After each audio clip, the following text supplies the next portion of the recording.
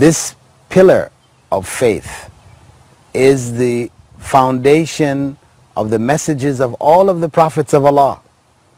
Allah said in the Quran, وَلَقَدْ بَعَثْنَا فِي كُلِّ أُمَّةٍ رَسُولًا أَنِ اعْبُدُوا اللَّهَ وَاجْتَنِبُوا الطَّاغُوتَ. I have sent to every nation a messenger or messengers calling the people to worship Allah alone and to avoid the worship of false gods. That was the essence of the message of all of the prophets. Because of that, Prophet Muhammad, may God's peace and blessing be upon him, had said, "Man qala la ilaha illallah dakhala al-jannah." Whoever says there is nothing worthy of worship besides Allah will enter paradise. Now that doesn't mean that they may not go to hell to be punished for certain things they may have done in this life. But if they have sincerely declared their faith, they will ultimately end up in paradise. That's how powerful La ilaha illallah or Tawheed is. It is the key to success, ultimate success in the life to come.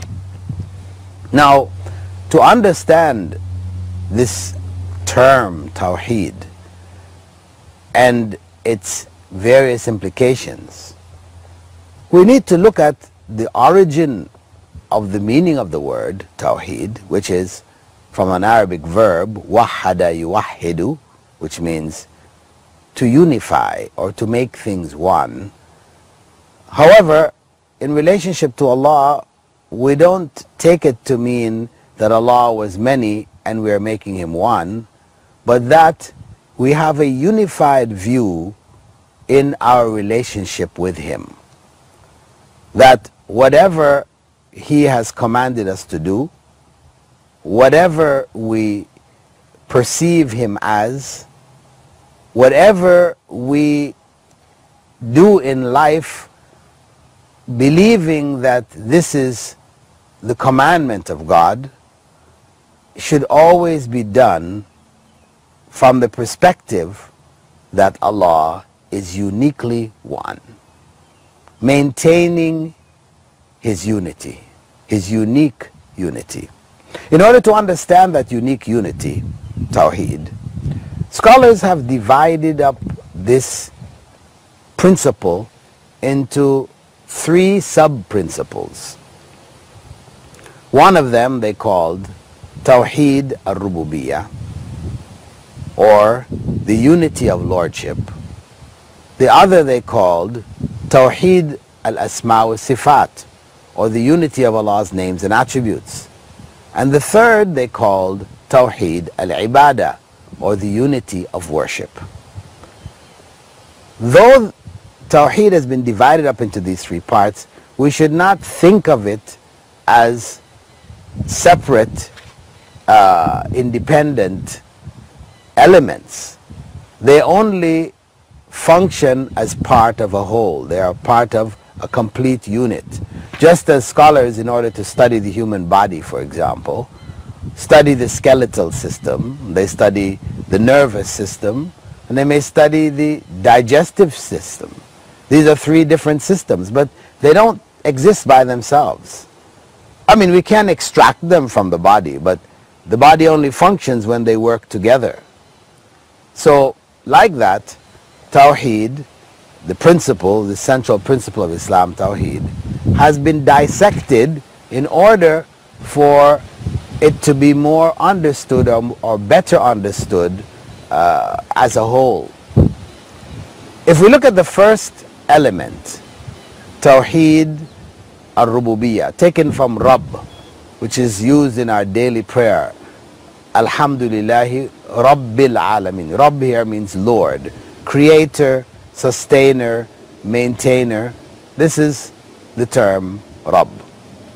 So this term addresses what? When we talk about Tawheed al-Rububiyyah, what are we speaking of? We're speaking of Allah's being the creator of the universe, of everything in existence, and that everything depends on him. Nothing can take place in this world without his permission. whether good or evil. Nothing happens without his permission. He is the only creator, real creator. As such, even the actions that we do are part of his creation, because he has created us with a mind to be able to choose, and he has given us the ability to choose. Then the ability to try to implement that choice, it is he who gave us that ability also. So in that sense, everything that takes place in accordance with what Allah has permitted to take place. Now, what that means in more practical terms is that we don't rely on, it's not permissible for us to rely on any other sources for good and for evil, to protect us from evil, for us to do good, to be able to do good or to receive good. We don't rely on any other sources besides Allah subhanahu wa ta'ala.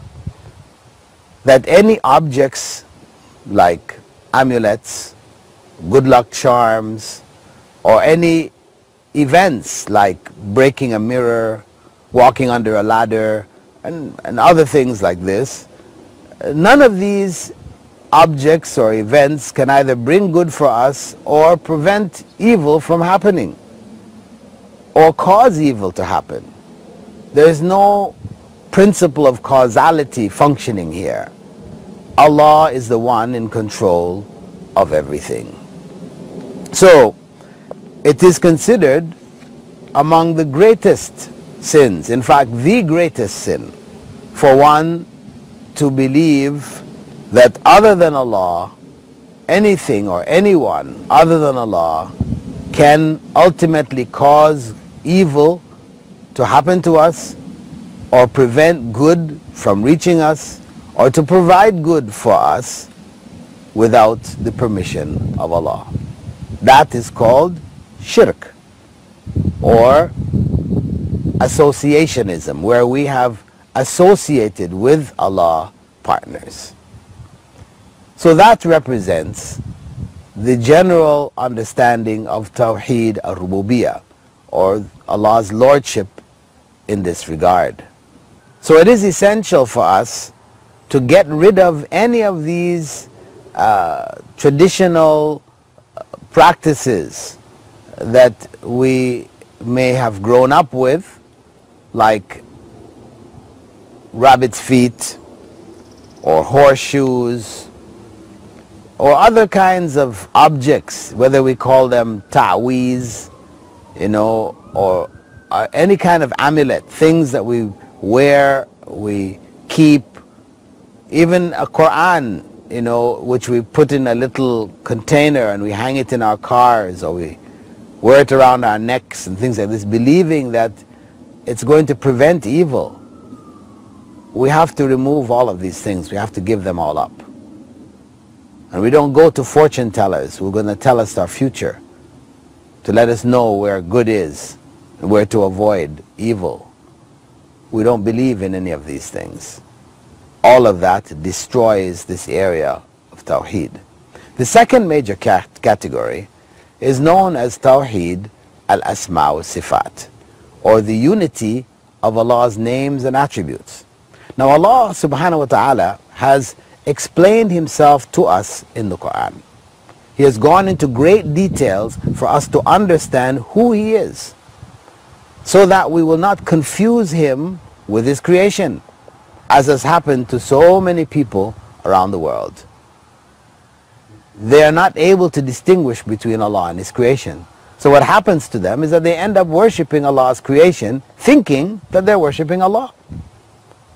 So in order to prevent this from happening, Allah has given in his scriptures clear descriptions of himself, so that human beings would be certain of who he is and would then be able to worship him as he deserves to be worshipped. As Muslims, we accept whatever descriptions that Allah has given of himself in the Quran. And we understand them as the Prophet and his followers understood them.